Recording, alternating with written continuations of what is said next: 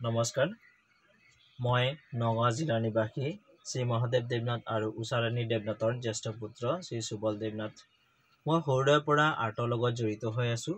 কেতিয়াবা বিভিন্ন ৰঙেৰে আলোকচিত্ৰ আঁকিবলৈ যত্ন কৰিছিলোঁ আৰু কেতিয়াবা মাটিৰে মূৰ্তি তৈয়াৰ কৰিছিলোঁ তথা ভাস্কৰ্য তৈয়াৰ কৰিছিলোঁ।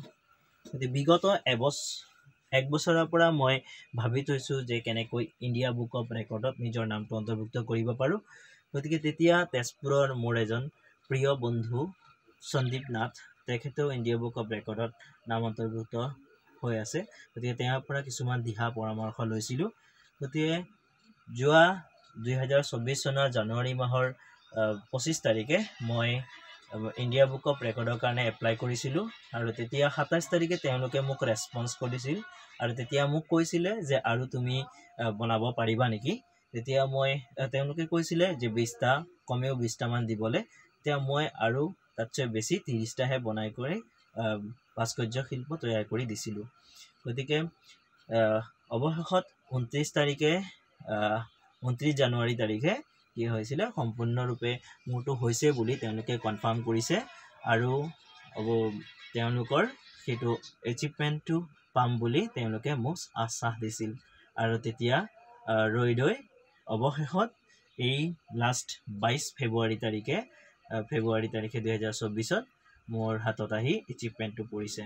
গতিকে মই অৱশেষত কওঁ যে যিসকলে মোৰ এই এচিভমেণ্টটোৰ কাৰণে সহায় কৰিছিল তেওঁলোকক অশেষ ধন্যবাদ জ্ঞাপন কৰিছোঁ। আৰু লগতে এচিভমেণ্টটো পাই মই বৰ যথেষ্ট সুখী হৈছোঁ আৰু অনাগত দিনত যাতে আৰু মই আগুৱাই যাব পাৰোঁ তাৰ কাৰণে অসমবাসী ৰাইজৰ শুভকামনা আৰু তেওঁলোকে যাতে মোক আশীৰ্বাদ কৰে তাৰ কাৰণে মই তেওঁলোকৰ ওচৰত চিৰ কৃতজ্ঞ হৈ ৰ'ম। আৰু এই নিউজ চেনেলৰ জৰিয়তে যিহেতু মোৰ এই প্ৰতিভাটো সামাজিক মাধ্যমত প্ৰকাশিত কৰিবলৈ সক্ষম হৈছোঁ, সেইকাৰণে তেওঁলোককো মই অশেষ ধন্যবাদ জ্ঞাপন কৰিছোঁ আৰু ইয়াকে মই মোৰ নমস্কাৰ মই নগাঁও জিলাৰ নিবাসী শ্ৰী মহাদেৱ দেৱনাথ আৰু উষাৰাণী দেৱনাথৰ জ্যেষ্ঠ পুত্ৰ শ্ৰী সুবল দেৱনাথ। মই সৰুৰে পৰা আৰ্টৰ লগত জড়িত হৈ আছোঁ।